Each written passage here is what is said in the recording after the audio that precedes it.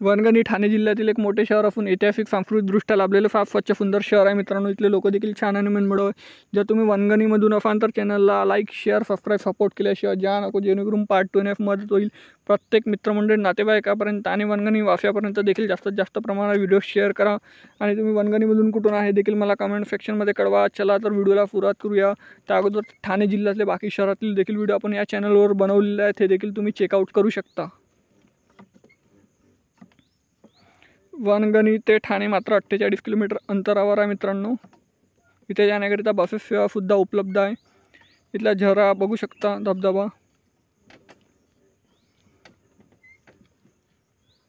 या वांगणीच्या railway junction मित्रांनो, इथे जाण्याकरिता रेल्वे सुद्धा उपलब्ध आहे।